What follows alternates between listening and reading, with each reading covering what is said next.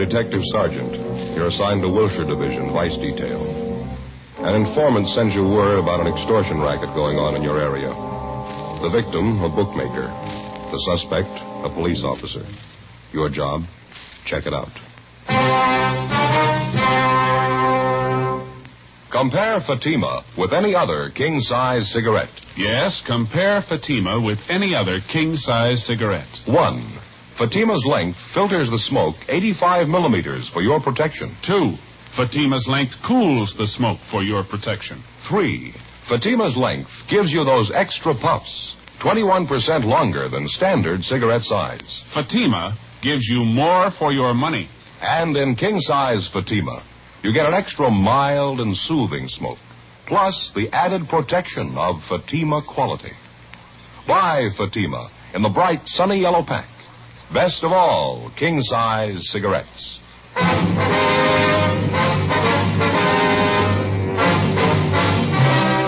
Dragnet, the documented drama of an actual crime. For the next 30 minutes, in cooperation with the Los Angeles Police Department, you will travel step by step on the side of the law through an actual case transcribed from official police files. From beginning to end, from crime to punishment, Dragnet is the story of your police force in action.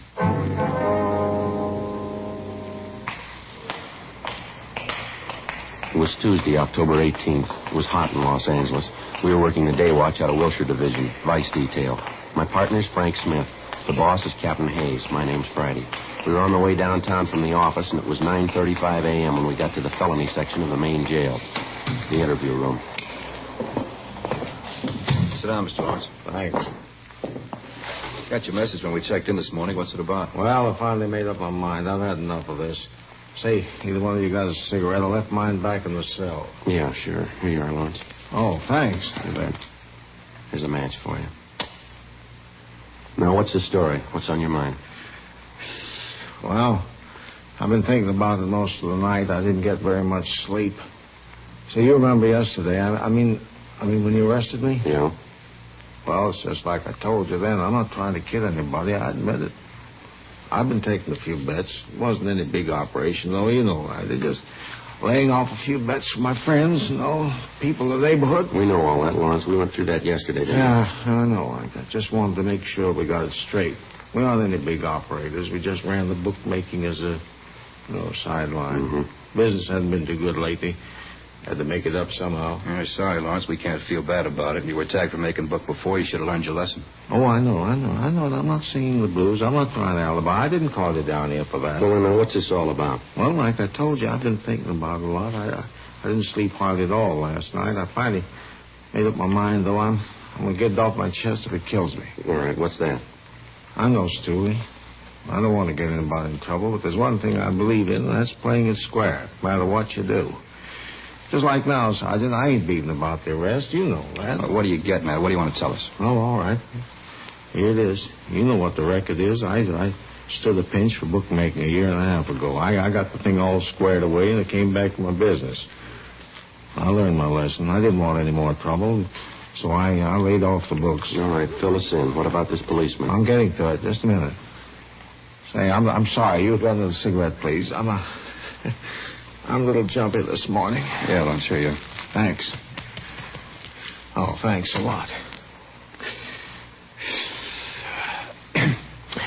Well, like I was saying, when I cleared up the last beef, I forgot all about the horses. I was off them for good. The wife made me promise. I wouldn't have anything more to do with them. We'd just run the business, live on what we made, and we'd get along fine. All right, go ahead. Everything was going fine, too. Business wasn't too good, but we made out. Then the trouble started. Yeah. My oldest boy, that's Harry Jr. Mm-hmm. He had an accident on the job, and he broke his hip. I had to help his family out while he was in the hospital. Like I say, the business wasn't making too much money, but we made out, though. Yeah. Then, Go ahead. Yeah, well, then just as soon as Harry got well, the wife came down. Gallbladder. She had to have an operation. Really cost money, Yeah. Well, wife was resting at home. She didn't come down to the store. I started with the books again, just taking a few bets on the side, just a few. Mm-hmm. I didn't really want to do it. Just one of those things, I I didn't have anybody to go to. The bills had to be paid. Well, where does this policeman fit into it, this Ray Williams? Well, I'm just coming to it. No. Well, he came in the store. He said he wanted to make a bet. I didn't know him from Adam, so I played careful, you know. I told him I wasn't making books, and then he said he was a good friend of Myra's.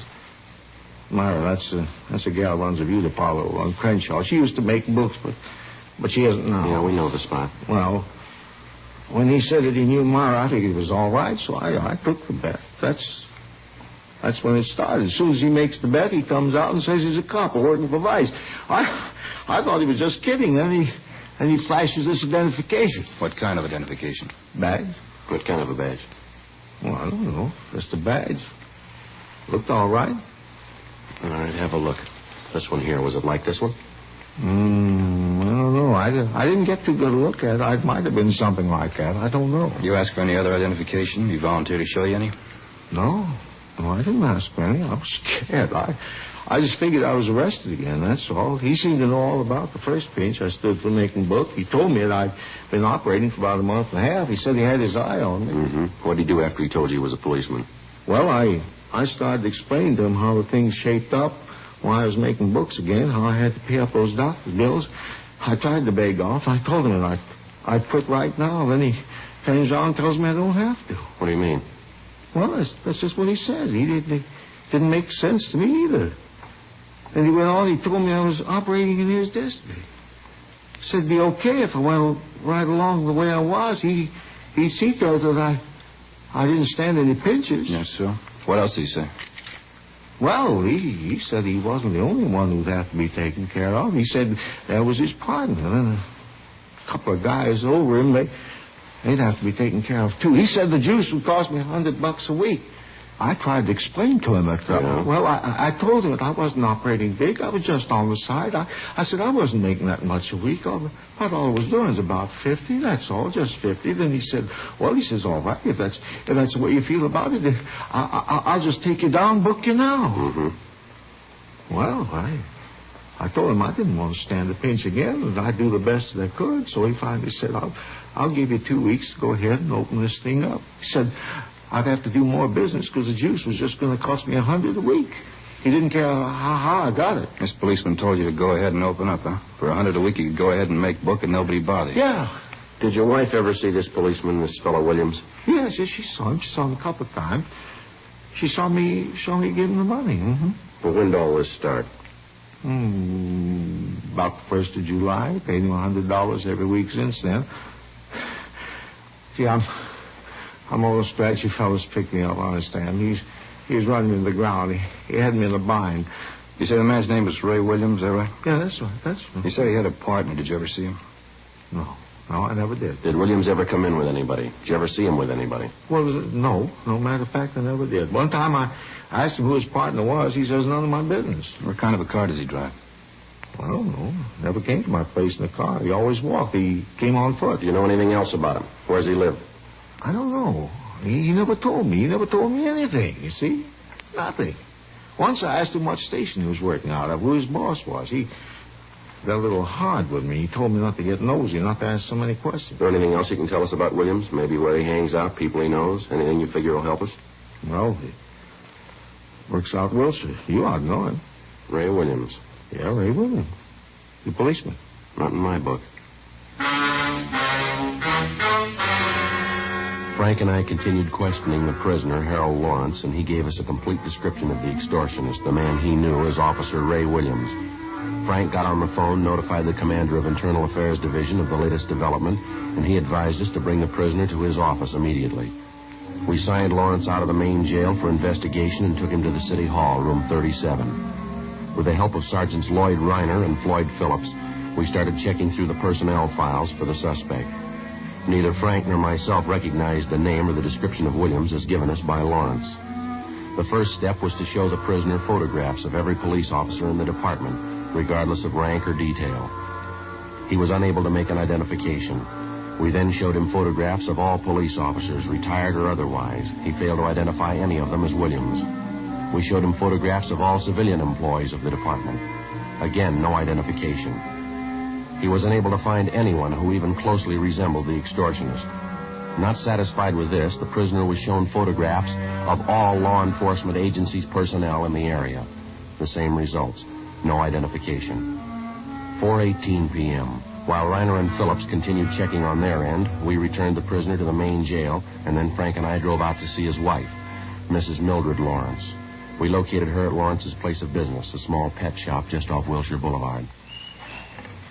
What is it this time? Haven't we got enough trouble? What do you want now? We just got through talking to your husband, ma'am. A few things we'd like to clear up. Like to talk to you a few minutes if we could. You talked to Harry? How is he? He's all right, ma'am. We've been with him all day. We're still looking into the case. Why can't you let him alone? He admitted what he was doing. He wasn't lying. He told you everything. Yes, ma'am. We appreciate that. And why don't you let him alone? Let me alone. Trouble. That's all we've had. Sickness and trouble. No end of it. Well, we realize that, Ms. Lawrence. We don't like to bother you, but there's something we have to straighten out here. I haven't anything to tell you. I'm busy. Left alone here to run the store. No help. I'm sick. Shouldn't even be down here. Let us alone. Let me alone. Harry was wrong. He'll pay for it. We're not asking you for anything. We're asking you for something, ma'am. We'd like you to help us. Help you? Why? Policeman all alive. As far as I'm concerned, you're nothing but trouble. Reason for all our trouble. Well, that's what we'd like to talk to you about, ma'am. I haven't anything to say, I told you. I'm a sick woman. Got a lot of work to do. You mind stepping aside there? Got this whole bin of dog food to package up. Can't just stand around and talk. These poor little pups have to be fed. Haven't even cleaned their litter yet. Well, we appreciate how you feel, Ms. Lawrence. We won't take up too much of your time. Can't you give us just a few minutes, now, please? You listen to me. I've tried to be nice to you. I've got no reason to either. I could tell you a lot of things about policemen, things you wouldn't want to listen to. You think you're so smart. Maybe Harry was doing wrong, but he's not the only one. I could tell you plenty if I wanted. Well, that's what we're here for, ma'am. We told you we were with your husband all day. And why don't you let me alone? Talked to one cop already today. I told him to stay away, and you do the same. I told him just what I thought of him. Low-down thief. Who was this policeman you talked to today? You know who he is. Works the same place with you. You big, honest policeman. You never do anything wrong. That Ray Williams ought to be in jail just like Harry is. Ray Williams. That the man who was here today? That's what I said, wasn't it? Now, will you get out of here? Now, look, Miss Lawrence, just a minute, please. We talked to your husband, and he told us all about this man, Williams. And why don't you do something about it? Go get him and put him in jail, just like you did Harry. That's what we're trying to do, if you'll just help us. Williams isn't a policeman. What do you mean? Yes, ma'am. That's what we've been trying to tell you. We talked to your husband. He told us the whole story. How can you tell? How do you know he's not a policeman? He's not, ma'am. We're sure of that. Harry said he was. Showed Harry his badge. Well, that doesn't make him a policeman, ma'am. We had your husband look at pictures of every officer in this area. He convinced himself that Williams isn't a policeman. Well, if he isn't a policeman, who is he? That's what we want to find out. Will you help us? Mrs. Lawrence? You'll have to excuse me. I didn't mean to be nasty. Just that I've been sick. All this trouble, Harry in jail. Yes, ma'am, we understand that. Now, you say Williams was here today. About what time was that? It was before lunch, about 11:30, quarter to 12, I think. He came here to get money. That's what he always came for. Did he say he'd be back? No, I told him never to come back. Told him Harry was in jail. All the money we gave him, what good did it do? Said I'd go to the city hall if he ever came back. What'd he say to that? He said Harry had to expect an arrest now and then. I told him Harry wasn't going to get arrested anymore. He was through with all that junk. People like him, too. And then he swore at me. Called me some real nasty names. Told me I'd better keep my mouth shut or I'd get worse than Harry did. Then he went out and slammed the door. Was he driving a car? Did you notice? No, I never saw him in one. Or anything you know about Williams at all? I mean, anything that would help us locate him, maybe? No, I don't think so. All I know is he said he was a policeman. His name was Ray Williams.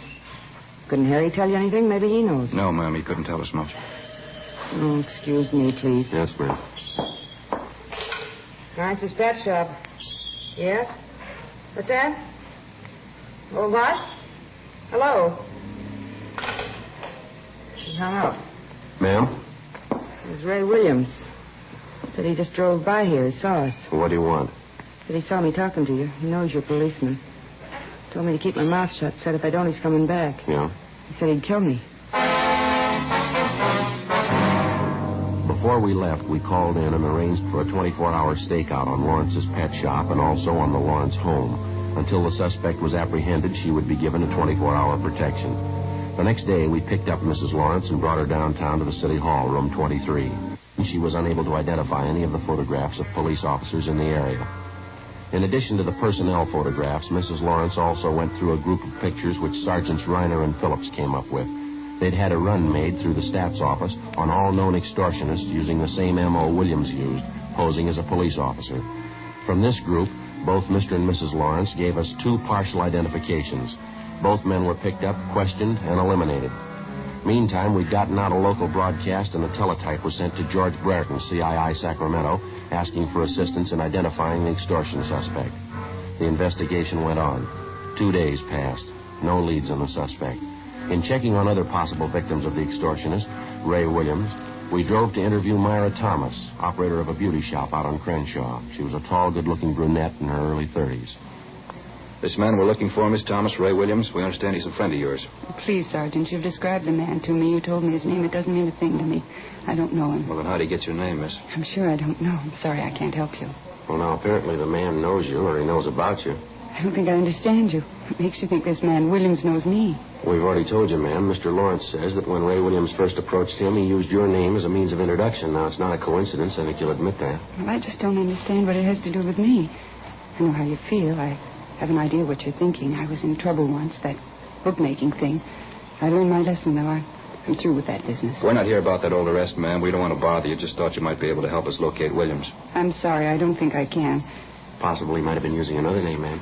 I still wouldn't know him. Description doesn't sound like anybody I ever knew. You know the Lawrences pretty well, do you? Yes, I wouldn't say pretty well, but I do know them.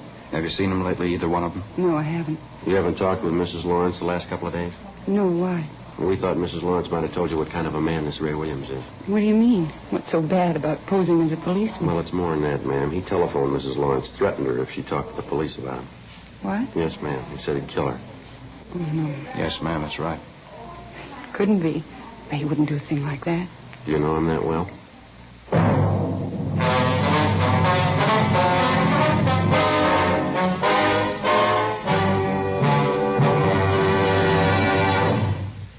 You are listening to Dragnet, authentic stories of your police force in action. Because of its quality, Fatima is the one king-size cigarette that stands out. Here's the practical way to prove that yourself. Compare Fatima with any other king-size cigarette. 1. Fatima's length filters the smoke 85 millimeters for your protection. 2. Fatima's length cools the smoke for your protection. 3. Fatima's length gives you those extra puffs, 21% longer than standard cigarette size. Fatima gives you more for your money. And in king-size Fatima, you get an extra mild and soothing smoke, plus the added protection of Fatima quality. Because of its quality, its extra mildness, and superbly blended tobaccos, more and more smokers coast to coast are switching to Fatima every day. Buy Fatima. Your money back plus postage if you're not convinced Fatima is better than the king-size cigarette you're now smoking. Just return the pack and the unsmoked Fatimas by August 1st, 1952. Fatima, Box 37, New York 1. Add to your smoking enjoyment. Smoke king-size Fatima, extra mild and soothing, plus the added protection of Fatima quality. Get Fatima in the bright sunny yellow pack. Best of all, king-size cigarettes.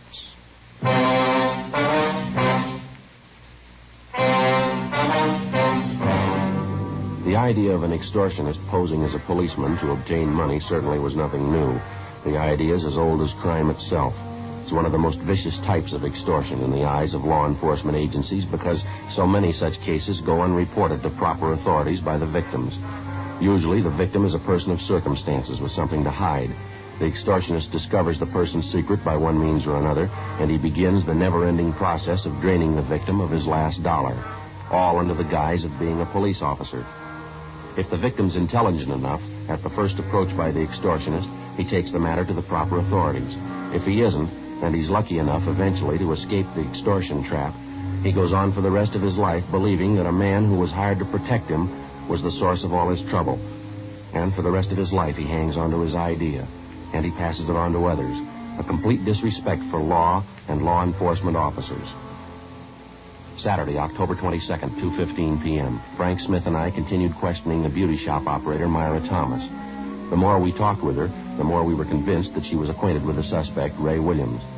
In order to convince her of the suspect's viciousness, we drove her over to see Mrs. Lawrence at the pet shop. After their talk, we drove Myra Thomas back to the beauty shop, and she told us the story. Guess I have to admit it. He certainly had me fooled. I thought he was a policeman. You say he showed you his identification, ma'am. I mean, when he first approached you. Yes, he showed me a badge. It looked authentic to me. And the way he talked, the things he said, I thought he was a policeman. I really did. Well, you've heard our end of the story, Miss Thomas. You've talked to Mrs. Lawrence. Are you willing to help us now? It won't get around, will it? Won't be in the newspapers? They won't get it from us, no. You won't tell my husband, will you? He doesn't have to know all about this. No, ma'am. Not unless you want him to. Well, I don't. We're not getting along too well as it is. Williams is the trouble, too. Guess I should have told you when you first asked me. What's that, miss? Just like the Lawrences, I was paying him off, too. A lot longer than the Lawrences. Every week I paid him, and I couldn't tell anyone. Couldn't even tell my husband. What's that, ma'am? Guess I thought I was smart. The bookmaking thing, I mean. Started taking a few bets from the girls in the shop, just small ones. I didn't mean anything by it. And Miss Williams came in one day. Said his girlfriend made a bet with me and wanted to place one, too. Mm-hmm. Did you take it? Yes, like I told you, I thought I was smart. As soon as I took the bet, he showed me the badge, told me he was a police officer. That's when it started. Same thing, just like the Lawrences. How about after you arrested Miss Thomas? What happened with Williams then? Well, after I got it settled, Williams came back to the shop again. I told him then I was through with the horses. Wouldn't have anything to do with it again. After that, I didn't see him for a while. I sure was glad. You've seen him since? You know where we can locate him now? Well, no, I don't. I have seen him since, though. You promised me my husband won't know about this. You give me your word. Miss Thomas, if you don't want your husband to know about this, it's your business. He'll never hear it from us. It's got to be that way, believe me. I love my husband. Ray Williams has caused us nothing but trouble. Can't tell you the worry he's caused me. I mean, besides all the money I paid him, too. You mean you're still paying him? Yes, that's right. Every week. You know how low that man is. I can't begin to tell you. I thought he was a policeman. Well, why are you still paying him off, ma'am? You mind telling us that? No, I guess I don't mind. I've gone this far. All right. It was while my husband and I were separated. We had a fight. We were separated. I started going out on dates. Nothing serious. One night I was out with a fellow from out of town. A nice fellow. This Ray Williams saw me and a fellow sitting in the car. Parking lot right in back of the bar. We were necking. Williams come by and he knew that I saw him. I see. There wasn't anything wrong, really. I love my husband. He wouldn't understand about the fellow that night, though. I mean, if Williams ever told him. That's what he's been holding over your head, has he? Yes, it's more than a year now. I've paid him every week. I'll tell you the truth, Sergeant. I can't go on much longer. I can't. Well, you don't have to worry about it anymore. Just help us locate the man. That's all you have to do now. Well, I don't know where he lives, but I know he's going to contact me. He always does. And that's what we'd like to know. How does he contact you? And he phones usually once a week, maybe every other week. Calls me and tells me to meet him someplace and bring the money, $50 every week. And you have a regular time that he calls you? No, almost any time. It's never the same day, never the same place I meet him. I haven't heard from him in over a week now. He should be calling pretty soon, I guess. Mm-hmm. Usually call here, or does he phone you at home? Both places. He seems to know where to reach me. I don't know what I'm going to do this time. I just don't know. Ma'am? I haven't got the money for him. I'm broke. $4 or $5. That's all I have. Well, don't worry about it. But he's going to want his payoff. You know that. What am I going to do? This time it's on us. Before we left Myra Thomas at the beauty shop, we had a definite understanding that as soon as she heard from the extortionist, Ray Williams, she was to call us immediately, any time of the day or night. Then we called the office and made arrangements for stakeouts to be placed both at the beauty shop and at Myra Thomas's home in case Williams decided to contact her in person. The Thomas woman was given a plain envelope containing $50 in marked bills, which she was to hand over to the suspect the next time he demanded his regular payoff. 2 days went by. Tuesday, October 25th. No word on the suspect. Thursday, the 27th. Still no word. Saturday morning, October 29th. I got it. All right. Vice detail, Smith. How's that? Oh, yeah. I see. Hold on, huh? Pencil, Joe? Yeah, here you go. What was that place again? Okay. The time?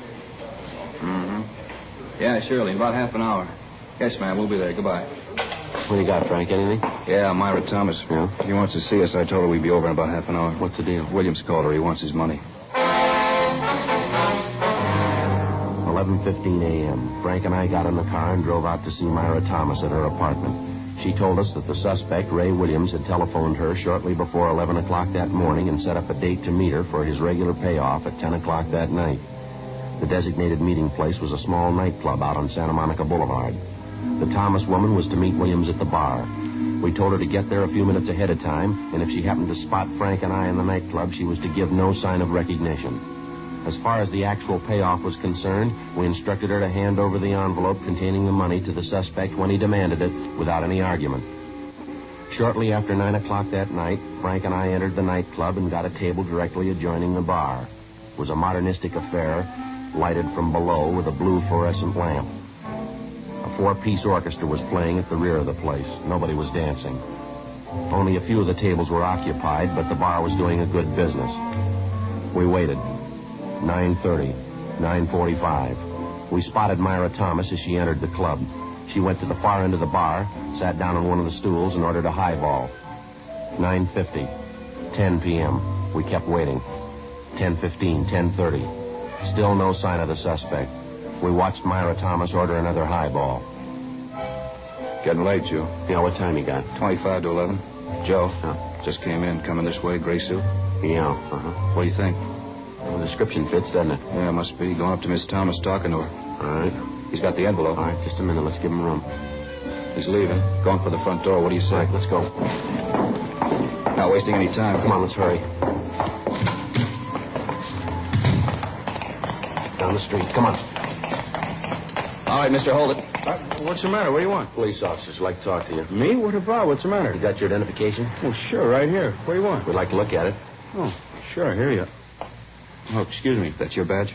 Oh, no, it's nothing. Where'd you get that phony badge? Friend of mine? Why, what's the matter? What do you got in your right-hand pocket? Well, nothing, just an envelope. Why? Is there money in that envelope? What'd you say? I said, is there any money in that envelope? Currency. Yeah, I think so. Why? What's the difference? You know the serial numbers on the bills in that envelope? Look, I don't know what you mean, serial numbers on the money. What are you getting at? You got 7 pieces of paper money in that envelope. 3 $10 bills and 4 5s. Yeah, what about it? Extortion, mister. You know the pitch. Now, come on, let's go. Now, hold it. Wait a minute. Let's get this straight, huh? So I got an envelope in my pocket. Ordinary envelope. That's supposed to make me a criminal? No more than that badge makes you a cop. Come on.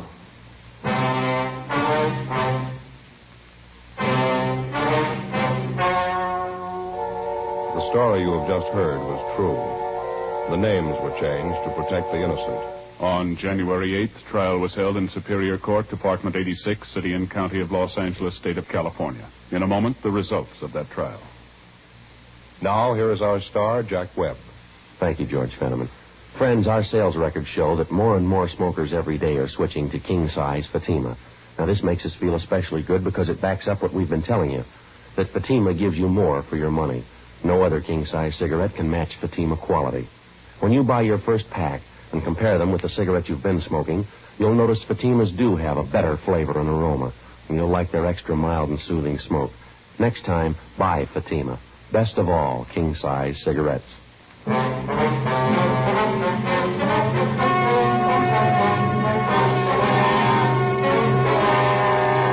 Raymond Edward Williams was tried and convicted of extortion 1 count and impersonating an officer 1 count. He received sentences as prescribed by law and is now serving his term in the state penitentiary.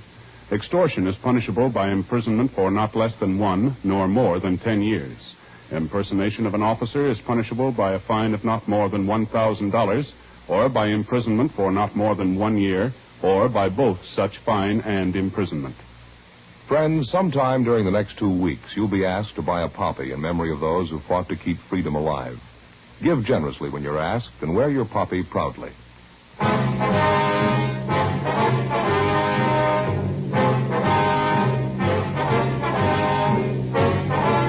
You have just heard Dragnet, a series of authentic cases from official files. Technical advice comes from the Office of Chief of Police W.H. Parker, Los Angeles Police Department. Technical advisors Captain Jack Donahoe, Sergeant Marty Wynn, Sergeant Vance Brasher.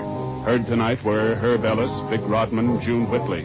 Script by Jim Moser. Music by Walter Schumann. Hal Gibney speaking. King-size Fatima, made by the same people who make popular Chesterfield cigarettes, has brought you Dragnet, transcribed from Los Angeles.